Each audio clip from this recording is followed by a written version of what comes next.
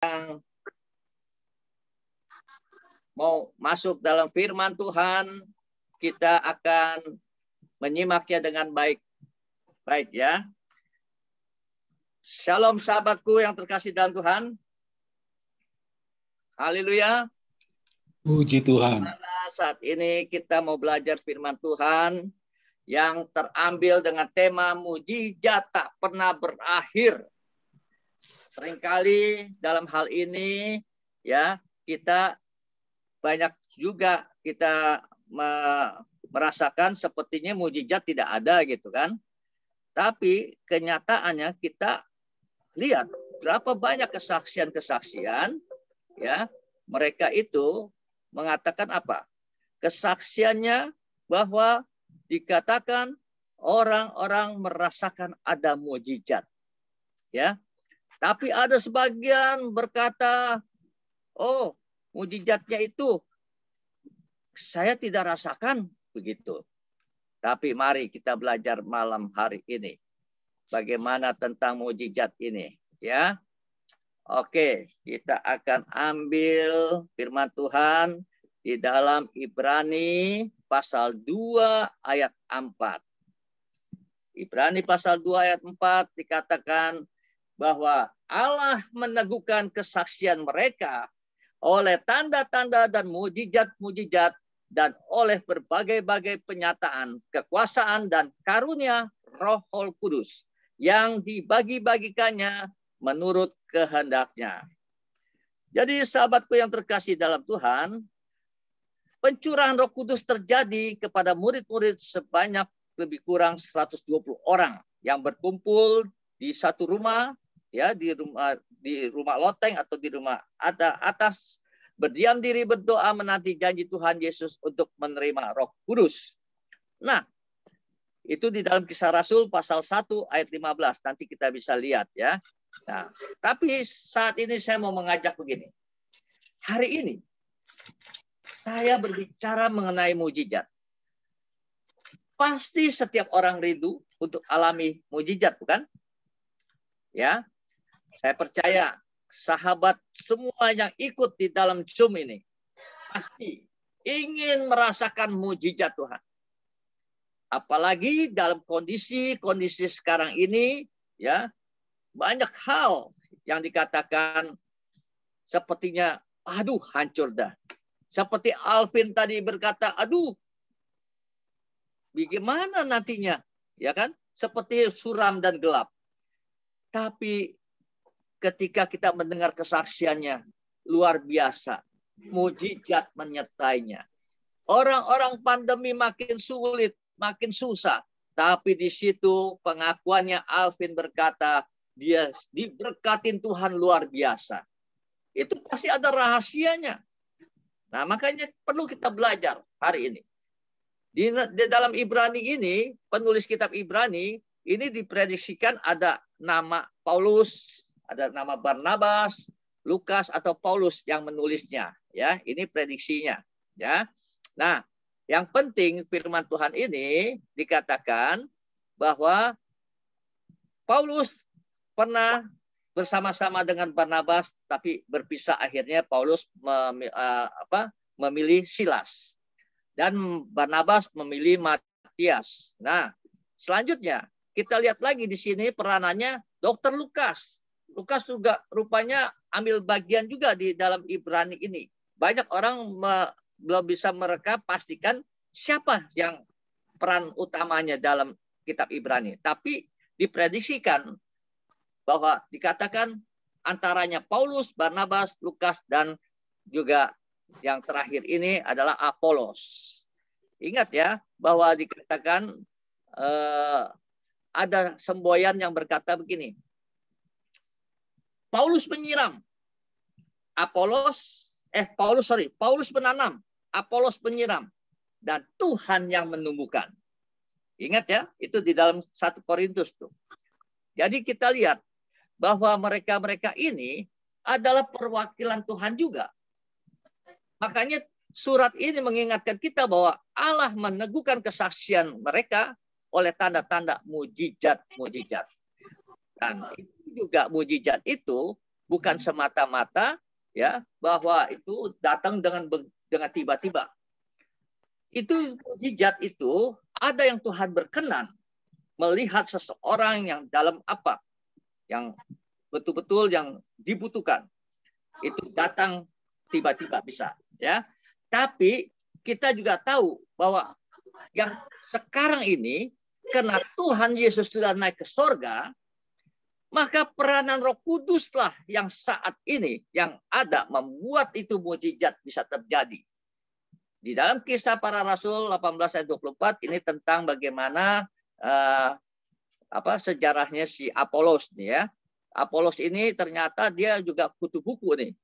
Dia orang mahir yang bicara soal kitab suci. Makanya dia adalah salah satu bagian di kitab Ibrani ini. Saudara, sahabatku yang terkasih, apa yang dimaksud mukjizat itu? Dan seperti apa? Dan siapa sih pemberi mukjizat itu? Dan sampai kapan? Ya, tadi pengakuan Alvin, dia selalu melihat mukjizat sampai hari ini, dia bilang. Nah, tapi banyak ada orang ya berkata lain. Jadi saya mau jelaskan dulu nih, mukjizat supaya kita tahu adalah kejadian yang luar biasa yang tidak bisa diterima oleh akal manusia dan tidak bisa dimiliki oleh siapapun. Hanya Allah yang memberikan mukjizat dan mukjizat berlaku sampai kesudahan alam. Di mana dunia ini belum lenyap, di situ mukjizat masih ada. Itu yang perlu kita sadari. Tapi banyak orang yang suka mungkiri, ya. Dan mukjizat bisa dilakukan juga saat ini ketika Tuhan naik ke sorga. Jadi bukan lagi Tuhan yang campur tangan, tapi dia kirim gantinya, yaitu Roh Kudus. Jadi mukjizat itu bisa terjadi kepada siapa saja. Dan mukjizat ini adalah diberikan kepada orang-orang yang secara khusus dipilih. Ya, untuk panjang tangan Tuhan kepada setiap orang yang percaya, yang telah terima baptisan roh. Dan juga bagi orang yang dipilih Tuhan secara khusus. Contohnya, para nabi itu zaman perjanjian lama, ya, kitab perjanjian lama. Dan kalau rasul-rasul dimasuk dalam perjanjian baru. Yang menjadi pertanyaan, bagaimana dengan sekarang? Nah, apakah sekarang ini ya masih ada mukjizat? Apakah percaya adanya mukjizat dan sudahkah pernah alamin mukjizat? Ya. Ada sebagian besar kalau saya lihat banyak orang yang berkata, saya rasakan mukjizat. Ya. Nah, bagaimana dengan Anda sekarang ini? Apakah betul pernah merasakan mukjizat atau bagaimana? Banyak pertanyaan yang seringkali diungkapkan orang. Mari kita belajar tentang hal ini. Sahabatku yang terkasih dalam Tuhan, ya, kita belajar hari ini bahwa sahabat, semua perlu kita ketahui di dalam dunia ini sifatnya sementara. Kenapa mukjizat itu akan masih terjadi di dalam dunia ini?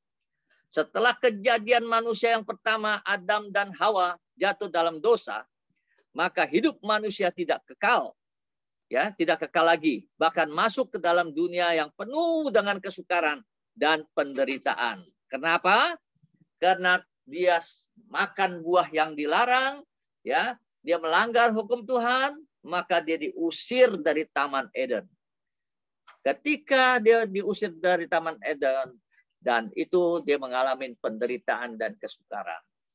Dan tapi yang perlu kita bangga, Bapak Ibu sahabatku yang terkasih, Tuhan tuh sayang terhadap ciptaannya.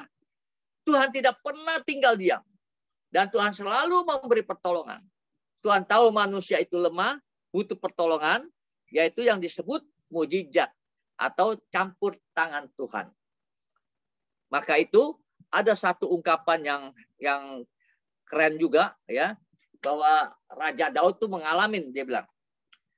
Maka di dalam kitab Mazmur 34 ayat 20, dia ungkapkan isi hatinya. Karena dia sudah hidup bagus, benar di hadapan Tuhan. Bahkan dia juga diurapin oleh Tuhan untuk menjadi raja. Tapi kenapa dia pun banyak mengalami kesusahan? Tapi di situ dia mengalami yang luar biasa, mujizat demi mujizat mengiringin hidupnya. Makanya dia bilang apa? Ternyata kemalangan orang benar banyak di dunia ini. Ya, pada zamannya Daud dia merasakan, makanya dia ungkapkan isi hatinya, kemalangan orang benar banyak, tetapi Tuhan melepaskan dia dari semuanya itu. Nah, sahabat, artinya masalah sukar apapun ya yang dikatakan yang nyaris yang segala macam itu ada di dunia ini. Tapi ingat baik-baik, ketika hidupnya kita benar di hadapan Tuhan, ada satu pembelaan yang khusus. Maka dikatakan mujizat terjadi dalam hidupnya. Daud merasakan hal itu. Mujizat terjadi dalam hidupnya. Hingga apa yang dikatakan? Kemalangan orang benar banyak, tetapi Tuhan melepaskan dia dari semuanya itu. Sahabatku yang terkasih, tetapi satu hal, ingat baik-baik, jangan sampai kemurahan Tuhan disia-siakan begitu saja. Mentang-mentang dikatakan Tuhan itu begitu baik, begitu sayang sama kita, begitu mengasihi, tapi hidup kita ini tidak benar di hadapan Tuhan. Jangan harap kalau dikatakan sesuatu yang kita minta pertolongan akan datang itu mujizat. Kadangkala banyak yang akhirnya nyaris, bahkan akhirnya yang juga akhirnya binasa. Tetapi satu hal, manusia itu harus kembali berbalik dari kehidupan yang tadinya di dalam kegelapan menuju ke jalan terang. Disitulah baru kita bisa melihat campur tangan Tuhan. Karena Tuhan tidak kompromi dengan dosa. Maka kenapa ya si Adam dan Hawa harus keluar dari Taman Eden? Karena dia sudah melanggar, ada dosa yang masuk ketika dia makan buah yang dilarang itu, dan dosa itu masuk dalam hidupnya, dan dia harus keluar dari tempat yang kudus. Nah, sahabatku, kembali juga kalau kita mau merasakan kemuliaan Tuhan, kita harus kembali ke jalan yang terang. Walaupun memang kita di dunia ini ya yang penuh dengan penderitaan, tapi satu hal, seperti ada doa Bapa kami kan, Bapa kami yang bertata di dalam kerajaan sorga, dikuduskanlah namamu, datanglah kerajaanmu, jadilah kehendak-Mu di bumi seperti di sorga. Doa itu bukan asal bunyi saja. Ada maksud Tuhan mengajarkan kepada kita doa Bapa kami itu. Supaya apa? Ungkapan kita di bumi ini kita minta seperti di sorga. Dan itu bisa terjadi. Sahabatku yang terkasih dalam Tuhan. Yang penting, mari kita harus hidup berkenan di mata Tuhan. Nah, sahabatku, banyak mujizat telah terjadi dari zaman Adam dan Hawa sampai kelahiran Tuhan Yesus itu sudah terjadi mujizat-mujizat, ya. Cuman pada zaman Perjanjian Lama perlu diingatkan pada saat zaman kitab Malaiki itu Tuhan tidak berbicara sampai kedatangan Tuhan Yesus itu selama 400 tahun. Pada saat itu orang tidak mendengar suara Tuhan. Coba bayangkan. Tapi untung pada berikutnya setelah 400 tahun itu datanglah Yesus sebagai juru selamat lahir ke dunia. Jadi kalau orang bilang mujizat-mujizat itu tidak ada, betapa naifnya manusia itu. Ya, betapa sombongnya, betapa congkaknya dia.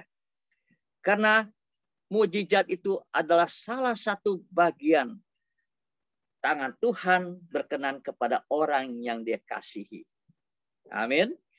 Sahabatku yang terkasih, apalagi setiap orang yang percaya yang sudah terima baptisan roh. Makanya saya mau mengajak paradigma hari-hari ini kepada jemaat-jemaat bahwa kita ini adalah orang-orang pilihan Tuhan, orang-orang yang sudah percaya adalah karunia yang Tuhan berikan untuk kita menjadi orang yang percaya. Karena tidak mudah orang percaya kepada Tuhan. Ya, banyak di luar sana yang mereka menghina, yang tidak mau percaya. Ya. Tapi kalau Tuhan sudah pilih, kasih karunia itu sudah diberikan kepada orang itu. Walaupun tadinya dia mungkin ya jahat, Contohnya seperti Paulus dulu, Saulus, dia menganiaya orang-orang pengikut Kristus. Dia membunuh, dia masukin penjara, dia aniaya. Tapi kalau Tuhan berkenan, masih berkenan pada dia, luar biasa. Tuhan datang dalam hidupnya. Nggak bedanya Kosim, Tuhan datang dalam hidupnya. Jadi sekarang dikatakan tadi saya dengar katanya murtadin ya. Murtadin ya bahasanya ya. Nah, jadi di situ kita bisa melihat bagaimana peranan Tuhan kepada orang yang dikasihinya. Nah, ketika pada zamannya sekarang ini bukan ada lagi Tuhan Yesus yang secara fisik di hadapan kita. Tapi dia sudah utus, yaitu Roh Kudus, Roh kebenaran. Maka setiap orang yang percaya, setiap orang yang sudah terima baptisan Roh, dia bisa menjadi panjang tangan Tuhan untuk mengadakan satu mukjizat. Ya, tapi kembali lagi, bukan kehebatan manusia itu, tapi kehendak Tuhan juga. Apa yang dibutuhkan? Contohnya seperti di dalam Markus 16 ayat 17 sampai ayat 18 ini, ternyata baru saya mengerti, oh kenapa ya kita ini kalau doakan orang sakit bisa sembuh. Kita mengusir setan dalam nama Tuhan Yesus, lari itu setan. Keluar dari tubuh orang yang dirasukin. Dan itu ternyata sudah ditulis di dalam kitab ya, dalam kitab 4 Injil ini ya, khususnya ada di Matius dan Markus. Dan apa yang terjadi? Dan Lukas juga. Dan yang terjadi begini. Sebelum Yesus terangkat ke surga, dia katakan kepada murid-murid, tanda-tanda ini akan menyertai orang-orang yang percaya. Jadi dia sebut bukan hanya untuk rasul, bukan hanya pada saat itu murid Yesus saja, tapi dikatakan orang-orang percaya. Mereka akan mengusir setan-setan demi namaku. Mereka akan berbicara dalam bahasa-bahasa yang baru bagi mereka. Mereka akan memegang ular dan sekalipun mereka minum racun maut, mereka tidak akan mendapat celaka. Mereka meletakkan akan tangannya atas ke orang sakit, orang itu akan sembuh. Luar biasa. Ketika itu Tuhan yang berbicara kepada murid-murid, disaksikan 2 malaikat pada saat itu, bahwa dikatakan tanda-tanda ini akan menyertai orang percaya. Tanda-tanda ini apa? Apa yang Tuhan Yesus pernah perbuat di dunia ini. Ya, itu pun akan diberikan kuasa kepada orang yang percaya. Bisa mengadakan mukjizat-mukjizat selain dari Tuhan sendiri yang turun tangan mukjizat itu, ya. Contohnya nanti kita akan bisa lihat bagaimana, ya. Dan mari kita lanjutkan bahwa mukjizat tak pernah berakhir ini, siapa saja yang bisa menikmati mukjizat perlu juga kita ketahui, karena banyak orang yang menggerutu, si Anu iya dapat mukjizat. Gue nih sampai hari ini nggak ada mukjizat. Yang gue rasakan nih selalu apa? Sial lagi. Nah, ada yang berkata begitu. Makanya kita perlu tahu dulu siapakah yang bisa menikmati mukjizat. Nah, jadi yang pertama orang yang bisa menikmati mukjizat ketika saya pelajarin dari firman Tuhan itu. Ya, dengan kesaksian-kesaksian apa yang terjadi di Alkitab itu, ternyata setiap orang percaya. Setiap orang yang percaya dia akan menikmati mukjizat. Ya. Contohnya pernah 2018 terjadi Palu yang dikatakan itu kena tsunami. Ya. Itu namanya Israel. Bocah yang tegar yang masuk dalam viral pada waktu itu, dia punya adik kembar dan sayangnya mamanya tetap meninggal karena terpisah pada waktu itu. Dia dengan papanya, dengan adiknya, jadi bertiga pada waktu itu. Dia dibawa hanyut sama itu air bah, ya, air tsunami itu. Dan apa yang terjadi? Betul-betul betul mujizat terjadi. Ternyata keluarga ini keluarga yang takut akan Tuhan. Kalau istrinya udah dikatakan jangan ke sana. Istrinya karena waktu itu lagi menjaga restorannya. Ketika dia dengar ada tsunami besar, dia mau cari suaminya dan anak-anaknya supaya lari sama-sama mengungsi. Tapi dia menuju arah yang datangnya tsunami. Udah dibilang jangan ditahan sama semua. Dan pegawainya ditahan juga. Jangan, dia tetap tidak mau dengar karena dia mengasihi keluarganya. Jadi dia tidak melakukan satu yang bijak dalam saat menghadapi maut itu. Ya, apa mau dikata? Tapi yang luar biasa ini anak hanyut, ya, dengan gulungan air yang hitam yang gelap itu. Luar biasa. Dia itu selamat. Dan menjadi satu kehormatannya. Jokowi saat itu kenapa bisa melirik kepada dia? Padahal kan banyak orang-orang yang korban yang lainnya. Tapi dia bisa tergerak hatinya melihat si Israel ini. Begitu tegarnya. Dan dia bersaksi bahwa Tuhan tolong dia. Luar biasa. Ternyata keluarga ini adalah keluarga yang takut akan Tuhan. Keluarga ini keluarga yang hidup benar di hadapan Tuhan. Nah, juga keluarga ini mengasihi Tuhan dan sesamanya. Jadi keluarga ini suka menolong orang. Ini kesaksian viral yang nyata. Dan luar biasa.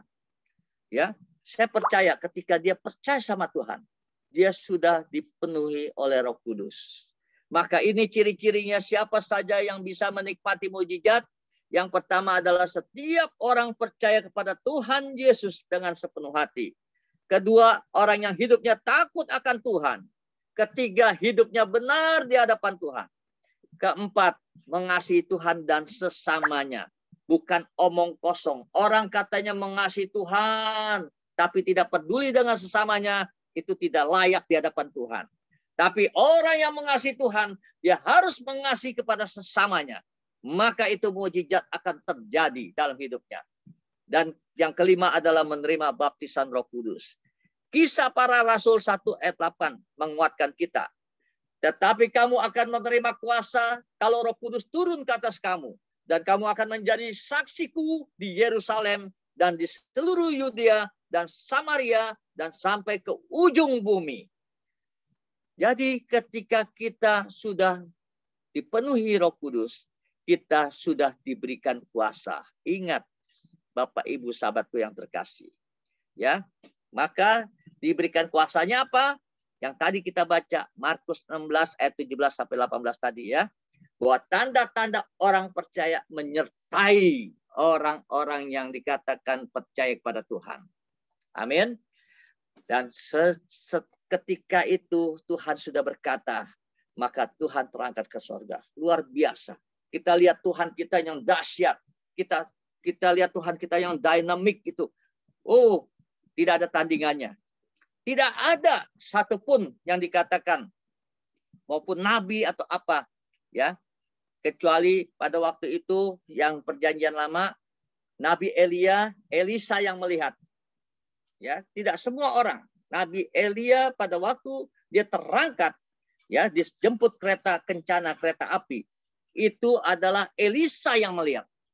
Tapi kalau ini Tuhan Yesus, ketika naik ke sorga, itu banyak murid-murid yang melihat. Dan disaksikan juga malaikat 2 yang mendampingi murid-murid pada saat itu. Jadi bukan pepesan ngomong kosong. Sahabatku yang terkasih, kita bangga memiliki Tuhan yang luar biasa. Sahabatku yang terkasih, jadi betapa perlunya manusia akan adanya mujizat mempertandakan bahwa manusia itu tidak ada yang sempurna.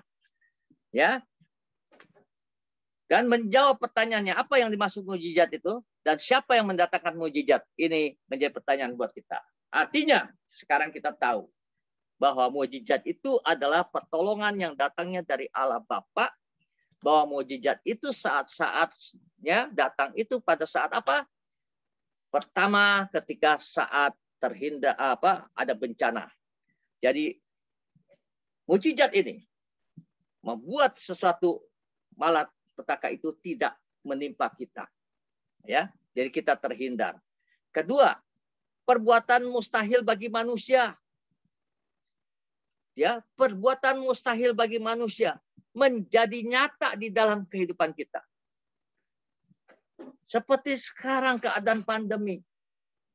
Kadang-kadang kita melihat, aduh, bagaimana nasib kita? Kita tidak tahu lagi apa yang harus kita kerjakan. Semuanya pekerjaan kita sudah tidak bisa lagi. Lumpuh.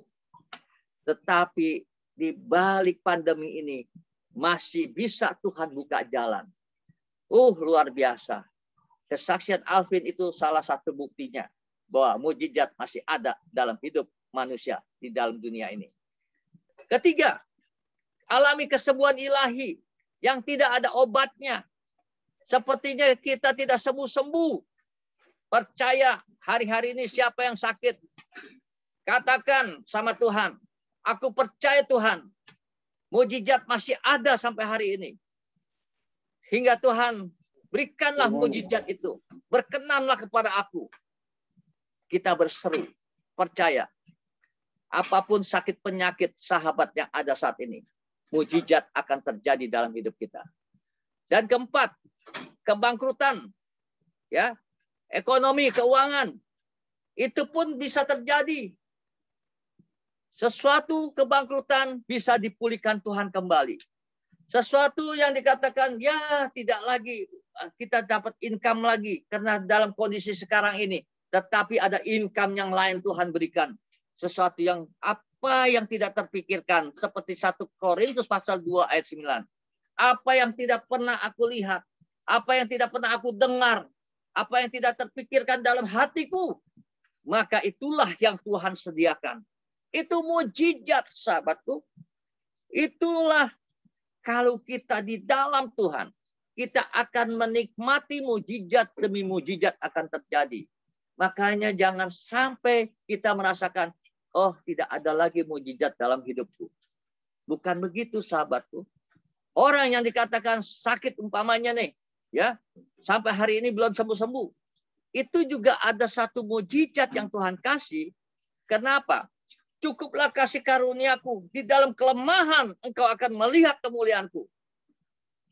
Jadi kalau ada yang Tuhan izinkan sakit penyakit itu tidak sembuh sampai hari ini, tapi orang akan melihat, kok tabah nian orang ini, ada siapa gerangan yang memberikan kekuatan hidupnya.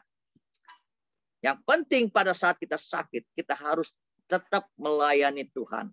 Kita harus memberitakan kabar baik bagi Tuhan. Itu menjadi kesaksian. Dan itu menjadi mujizat. Ternyata tetap Tuhan pelihara. Nah, belum lagi dikatakan kalau ada yang kemandulan, ya, menjadi punya keturunan. Itu juga satu mujizat. Dan yang paling yang perlu kita hargai hari-hari ini. Jangan seperti tadi kata Alvin, ya, semua dengan materi, keuangan atau apa yang kita anggap mujizat itu ada bonus, ya. Itu bonus. Tapi yang mujizat yang paling indah adalah ketika apa? Kita sebenarnya orang-orang yang sudah mati. Orang-orang yang hidupnya akan mendapatkan kematian yang kekal. Karena kita adalah keturunan orang-orang yang berdosa. Tapi oleh kasih kemurahan Tuhan, Tuhan Yesus lahir ke dunia untuk menyelamatkan manusia. Sehingga dia rela mati di kayu salib. Itu karya yang terbesar, yang luar biasa. Sehingga apa yang terjadi? Kematiannya itu mendatangkan mujizat kepada setiap orang percaya. Dia akan memperoleh kehidupan yang kekal. Itu sudah mujizat. Tadinya kita adalah dikatakan penghuni neraka. Tapi sekarang karena kita percaya sama Tuhan, kita percaya rumah kita ada di sorga. Amin, sahabatku. Ya. Nah, ini kesaksiannya si Israel ini. Ini mamanya, ini dia kembar, kakak beradik, tapi lain jenis, ya. Dan dia begitu tabahnya. Dia percaya mamaku ada di sorga. Dia bilang sama Pak Jokowi, dia bilang, ya mamaku meninggal, mamaku tidak selamat. Tapi aku percaya mamaku ada di sorga sekarang. Oh, sampai Pak Jokowi meneteskan air mata, saudara. Luar biasa. Ya, dia diluputkan. Ini kejadiannya pada tanggal 28 bulan 9 2018 ya. Sore pekan yang silam. Sore-sore itu udah gelap, makin gelap digulung sama air yang hitam. Nah, sahabatku, betapa mengerikannya kalau malapetaka itu datang. Tapi kita sebagai orang yang percaya tidak perlu takut. Karena ada tangan Tuhan yang sanggup menolong. Amin. Nah, sekarang kita lihat mujizat-mujizat yang spektakuler yang dilakukan oleh Tuhan Yesus. Ya, selama 3,5 tahun dia memberitakan keselamatan, kabar baik. Dari umur 30 tahun, 3,5 tahun dia berjalan. Dia mengadakan air jadi anggur. Itu perkawinan di Kana. Ya, 5 roti dan 2 ekor ikan untuk memberi makan 5.000 orang. Lihat, luar biasa. Tuhan itu selalu memberikan kesejahteraan kepada orang. Ya, ketiga, orang lumpuh dapat berjalan yang selama 38 tahun di kolam Bethesda tidak bisa berbuat apa-apa karena tidak ada orang yang mengangkat. Karena air beriak yang pertama itu akan ada mujizat terjadi. Tetapi karena dia lumpuh, dia tidak bisa berjalan, selalu didahului orang, maka dia tetap saja menjadi orang lumpuh. Nah, terus yang keempat, orang buta dapat melihat. Orang Samaria yang tidak puas, dia bertobat. Orang kusta tahir. Ya, orang kerasukan setan yang dikatakan legiun terlepas. Legiun itu adalah 2.000 pasukan tuh. Nah, orang mati 4 hari dibangkitkan. Siapa itu? Pasti tahu kan? Lazarus yang mati 4 hari. Dan badai ditaklukkan. Ketika waktu murid-murid bersama Tuhan Yesus di perahunya ketika mau ke seberang. Di tengah perjalanan ke seberang itu, angin badan topan mengamuk. Dan sehingga mereka sepertinya takut, seperti akan tenggelam. Tapi Tuhan hadir. Diam dan tenanglah. Luar biasa. Murid-murid sampai kagum. Bayangkan sampai berkata begini. Alam saja tunduk kepada Tuhan. Oh, jadi bangga luar biasa. Ya. Dan mendapatkan ikan di dalam kondisi yang tidak ada ikan. Semalam-malaman, sehari-harian dia tuh tidak dapat ikan pada waktu dia menjala ikan. Tapi sudah hari mulai siang. Sehingga dia pada saat dia mau menepi ke pantai. Dan Tuhan Yesus bilang, tebarkanlah jalamu. Ketika dia bilang, karena engkau yang menyuruhnya, maka aku tebarkan. Dan apa yang terjadi? Berkelimpahan luar biasa. Jadi kalau Tuhan hadir dalam hidup kita, walaupun kita bangkrut, walaupun kita tertutup rezekinya, usahanya, tapi kalau kita undang Tuhan, Tuhan hadir di dalam hidup kita, maka Dianya akan memberikan solusinya. Ya, belum lagi orang kusta. Orang kusta ini yang dikatakan sangat ini ya, sangat dijauhkan. Sehingga orang kusta ini kalau dia dekat sama orang, dia sudah ngomong dulu, najis, najis, najis. Tapi Tuhan Yesus datang menghampirinya. Tuhan Yesus bilang, engkau sembuh dan datang kepada imam. Ya, serahkan tubuhmu untuk diperiksa. Itu kalau dia tidak turutin perintah Tuhan Yesus, artinya dia tidak percaya Tuhan Yesus, dia tidak akan sembuh. Tapi karena dia turuti, walaupun hatinya dak-dikduk nih. Bayangkan dia harus kepada imam. Bisa-bisa dia dirajam. Kalau dia datang ke imam dan dia pegang itu jubahnya imam atau tangannya imam, itu dia bisa dirajam, hukuman mati. Karena dia orang najis. Tapi karena dia perintahnya Tuhan Yesus, dia lakukan. Luar biasa. Mujizat terjadi. Tahir. Dan akhirnya dari orang 10 kusta itu, siapa yang kembali? Hanya 1 yang kembali. Ya, mengucap syukur pada Tuhan. Moga-moga kita ini kalau kita diberkati Tuhan, ada mujizat, harus kembali mengingat kepada Tuhan, mengucap syukur. Jangan kita lupa. Ya, jangan seperti 9 orang kusta yang tidak tahu diri. Nah, orang kerasukan setan di Gerasa yang legion, sehingga akhirnya itu korban babi 2.000.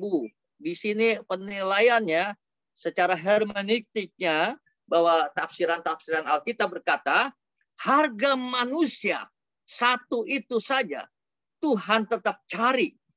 Bayangkan sampai harus ditukar. Kalau dihitung-hitung ini satu babi ini, ya pada waktu berapa tahun yang lalu saya hitung, itu nilainya bisa sampai 6 miliar dengan 2.000 babi itu.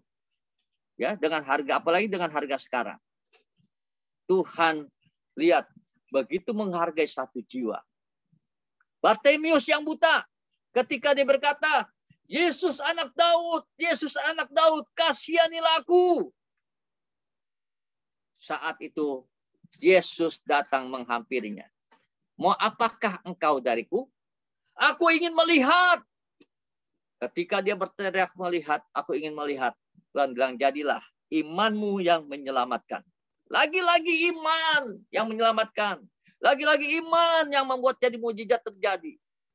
Perempuan Samaria juga yang tidak puas akhirnya ketemu Tuhan Yesus. Jadi dia akhirnya bertobat. Dia memberitakan bahwa aku melihat Yesus, aku melihat Juru Selamat, aku melihat Mesias. Akhirnya dia bersaksi dan dia bertobat. Dia tidak hidup lagi dengan yang tidak baik. Lazarus yang 4 hari sudah mati, bangkit kembali, menakjubkan orang. Ya, angin badai, angin sakal, Tuhan berhentikan. Nah, ini ikan tuh yang dikatakan tadi, semalam-malaman tidak mendapat apa. Tapi kalau Tuhan sudah campur tangan, maka Tuhan memberkati yang luar biasa, yang tidak terpikirkan. Baik orang yang juga pendarahan 12 tahun. Asal ku jamah saja jubah Yesus, maka aku akan sembuh. Nah, kembali semua orang ini, ya, kita lihat hidupnya. Ternyata hatinya tetap memandang kepada Tuhan. Hatinya percaya kepada Tuhan.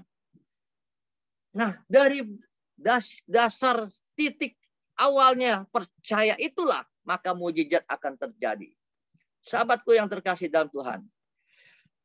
Jadi sekarang kita tahu, ya, bahwa zaman Tuhan Yesus telah membuktikan bahwa ada kuasa mujizat yang luar biasa. Pertanyaannya kembali, ya, apakah mujizat itu masih ada? Jadi harus kita katakan apa? Apakah kita tanda tanya, masing sanksi? Ya, kebanyakan sebagian orang yang berkaitan dengan kelompok konservatif. Ini kelompok konservatif ini adalah orang-orang yang the have, orang-orang yang kaya, orang-orang yang boleh dikatakan, ya Tuhan nomor 2. Dia mengunggulkan usahanya, kekayaannya. Nah, ini dikatakan, mujizat itu belum tentu ada. Kalau lu nggak kerja keras atau apapun, ya, itu nggak bisa. Jadi jangan apa-apa bilang mujizat. Nah, ini ada kelompok konservatif begini nih. Ya, artinya tidak menghargai ada kuasa Tuhan, uluran tangan Tuhan kepada siapa saja. Padahal kita saja sudah mendapatkan mujizat dari nafas kehidupan. Coba hari-hari ini orang yang oksigennya tidak ada, ya, membutuhkan oksigen. Ternyata tidak dapat oksigennya, walaupun punya uang banyak. Ngantri tidak dapat. Akhirnya apa? Inna ilahi. Nah, coba. Mengerikan tidak? Mestinya kita bersyukur kita masih ada nafas kehidupan. Itu adalah satu mujizat buat hidup kita. Yohanes 14 ayat 12 berkata begini. Aku berkata kepadamu, sesungguhnya barang siapa percaya padaku, ia akan melakukan juga pekerjaan-pekerjaan yang lebih besar daripada itu. Sebab aku pergi kepada Bapa. Ya, ayo. Jadi siapa yang percaya nih perkataan Tuhan Yesus? Ini menyangkut mujizat akan terjadi atau tidak? Ya, aku berkata kepadamu, sesungguhnya barang siapa percaya padaku, ya, saya mau tanya di sini siapa yang percaya Tuhan angkat tangan? Ayo, angkat tangan. Siapa yang angkat tangan? Nah. Oke, semua angkat tangan ya. Puji Tuhan.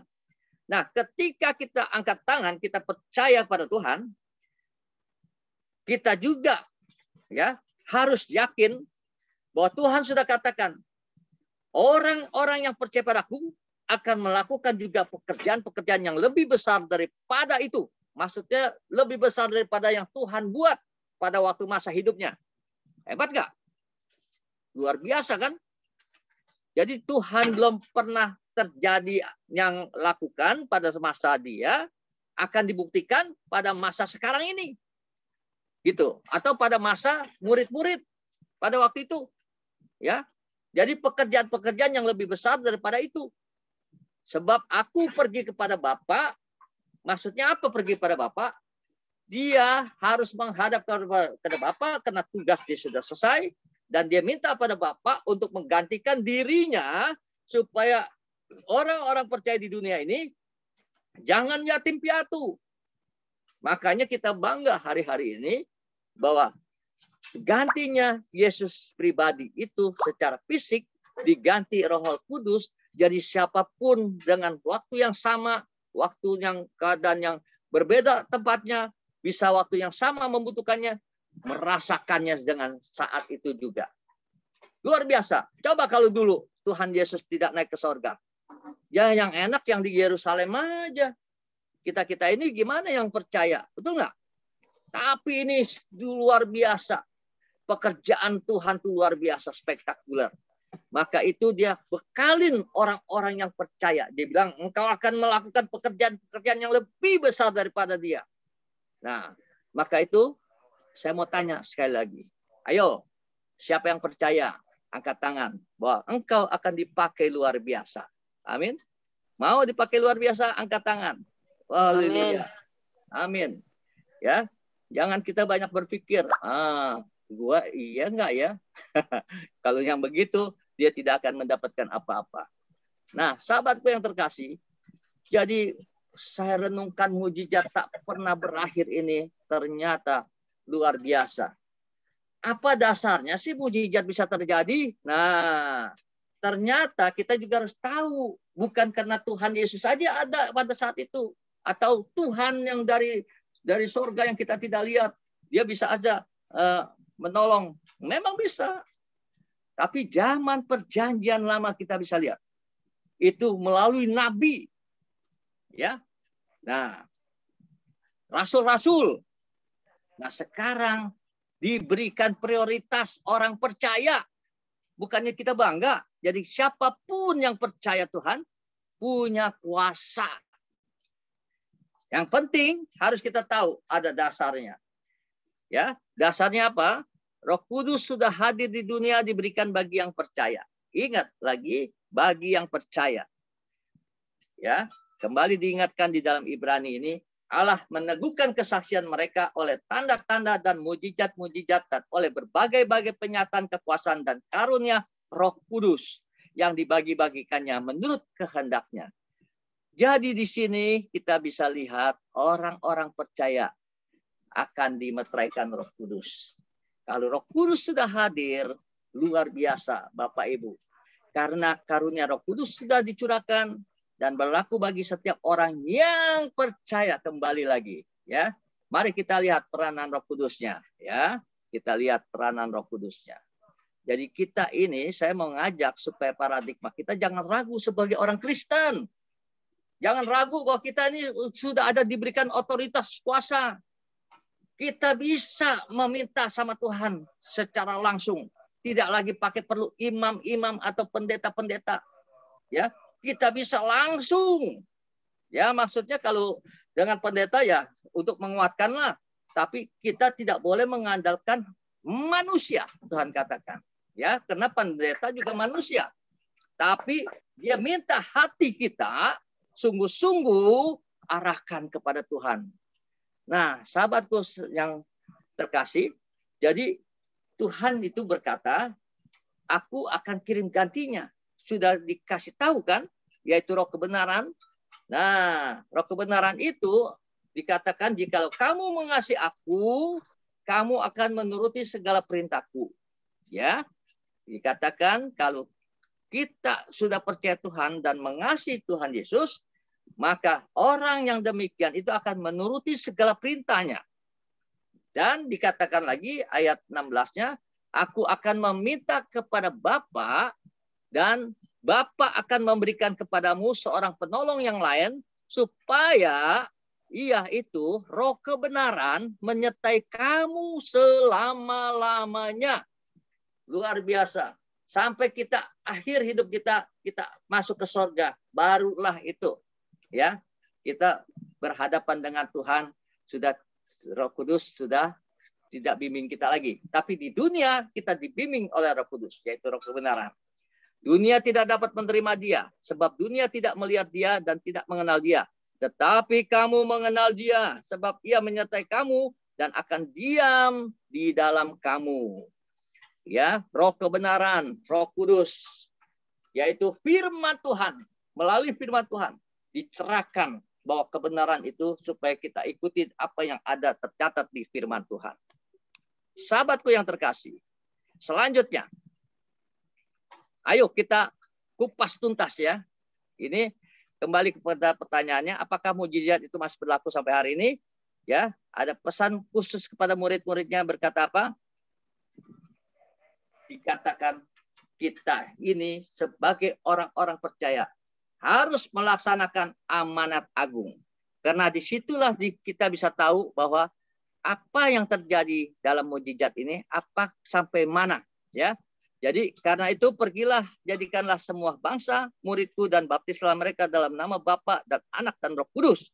Dan ajarlah mereka melakukan segala sesuatu yang telah kuperintahkan kepadamu. Dan ketahuilah aku menyertai kamu senantiasa sampai kepada akhir zaman. Jadi mukjizat itu akan ada sampai akhir zaman. Ya. Makanya kita ini ketika kita sudah percaya, kita juga ada tugas, misi, amanat agung yang harus kita. Jadi kita bukan bangga untuk diri kita sendiri saja, sudah percaya Tuhan, tapi kita harus berbagi kepada orang untuk menyaksikan cinta kasih Tuhan. Ya, nah selanjutnya ini yang udah mau akhir, ya. Apa yang Tuhan Yesus katakan? Kamu adalah saksi dari semuanya ini, dan aku akan mengirim kepadamu apa yang dijanjikan Bapakku. Tetapi kamu harus tinggal di dalam kota ini sampai kamu diperlengkapi dengan kekuasaan dari tempat tinggi. Ini ceritanya pada waktu zaman rasul-rasul, ya, sehingga dia itu betul-betul diberikan otoritas kuasa, sehingga pada saat itu dia dibaptis oleh Roh. Dibaptis oleh Roh itu tanda-tandanya bagaimana? Nah, dia Roh Kudus turun itu, dia ada tanda-tanda yang begini. Diberikan kuasa dan itu ada pada saat itu disaksikan orang banyak. Ada jilatan api ya di masing-masing mereka. Di situ kepenuhan Roh Kudus dan dia bisa berbahasa-bahasa, bahasa-bahasa orang-orang Kreta, orang Arab, orang apapun ya yang ada di situ, yang dia tahu orang ini tidak bisa bahasaku, tapi kok dia bisa ngomong. Nah, jadi itu tanda-tanda kepenuhan Roh Kudus ya. Ketika tiba hari Pantekosta, semua orang percaya berkumpul di satu tempat. Disitulah turun dari langit suatu bunyi seperti tiupan angin keras yang memenuhi seluruh rumahnya. Dan di situ Roh Kudus menyatakan diri kepada murid-murid pada waktu yang dikatakan, kamu jangan pergi dari Yerusalem. Kamu harus diam sampai tunggu waktunya. Akan datang Roh kebenaran itu. Nah, terjadilah mukjizat tanda heran. Dan tanda herannya luar biasa apa? Petrus yang dikatakan nelayan yang sudah menyakitkan hati Tuhan 3 kali, menyangkal Tuhan Yesus. Tapi ketika dia didatangin Tuhan pada waktu penampakan Tuhan yang pada waktu habis Tuhan bangkit, apa yang terjadi? Dikatakan, Simon, Simon, apakah engkau mengasihi aku? Simon, anak Yohanes, apakah engkau mengasihi aku? Simon, anak Yohanes, engkau apakah mengasihi aku? Sampai dia nangis. Di situ tersungkur, dia minta, ya Tuhan, aku menyesal, aku mengasihi engkau. Dan di situ ada pemulihan. Karena dia 3 kali menyangkal Tuhan, Tuhan 3 kali meneguhkan kembali. Dan apa yang terjadi? Ayat 41 dalam Kisah Para Rasul ini diberikan kuasa yang membuat orang banyak mendengar khotbah Petrus Mereka bersedia memberi dirinya untuk dibaptis. Totalnya 3.000 orang bertobat. Tuhan Yesus saja pada waktu itu ya tidak pernah membaptis orang sampai 3.000 orang. Makanya itu tadi ayat luar biasa. Engkau akan melakukan sesuatu pekerjaan-pekerjaan yang besar. Dikatakan engkau akan melakukan pekerjaan-pekerjaan yang besar yang pernah aku lakukan jadi lebih besar. Kenapa? Roh Kudus akan aku berikan kepadamu. Yaitu kuasa Tuhan sendiri itu. Luar biasa. Jadi mujizat terjadi bagi orang-orang yang dipilih Tuhan juga. Nah, sahabatku yang terkasih, jadi sangat terbukti bahwa Markus 16 ayat 17 sampai 18 itu bahwa tanda-tanda heran menyertai orang percaya. Jadi sahabatku, kenapa Tuhan selalu mau menolong memberikan mujizat? Karena manusia adalah ciptaannya yang serupa segambar dengan Dia. Ingat, kita adalah ciptaan Tuhan yang serupa segambar dengan Dia, maka Dia akan selalu peduli pada kita. Yang penting janganlah kita selalu menyakitkan hati Tuhan. Ya. Nah, kedua, dia tahu sebab Tuhan tahu manusia terbatas dan banyak kelemahannya. Ya. Pernah pada waktu Yesus bergumul di Taman Getsemani, dia berkata pada Petrus, "Petrus, berjaga-jagalah engkau. Berdoalah bersama-sama dengan aku 1 jam saja. Karena tubuhmu lemah, ya. Tubuh manusia lemah, tapi rohnya penurut." Udah lemah penurut lagi. Jadi kalau umpamanya dia lemah, jadi artinya gampang mengikuti apa orang yang ajak. Kalau orang yang ajaknya si iblis, ya ikut jadi iblis. Ya. Kalau orang yang nanti malaikat yang mengajak baik, ya dia jadi baik. Jadi itulah perlu dibantu, dapat pertolongan dari Tuhan. Maka itu sahabatku, betapa bahagianya kita ketika mengerti bahwa mujizat itu bisa terjadi bagi kita. Oleh karena apa? 1, oleh Roh Kudus sudah hadir. Kedua, orang-orang yang dibaptis oleh Roh Kudus, ya, dia akan mendapatkan otoritas kuasa. Ketiga, kembali lagi karena percaya, memiliki iman. Di dalam Efesus 1 ayat 13 dikatakan orang-orang yang percaya kepada Dia secara otomatis itu dimeteraikan Roh Kudus. Jadi ingat, orang yang percaya memiliki iman. Dan imannya ini yang akan membuatkan apa? Ia membuat sesuatu itu mendapatkan karunia-karunia. Ya. Dan nanti karunia-karunia itu ada 9 karunia. Di lain waktu akan saya bahas. Ya. Yang penting bahwa sekarang sahabat, percayakah bahwa mujizat tak pernah berakhir? Saya percaya bahwa mujizat itu pasti masih ada. Saya undang host untuk angkat video ini.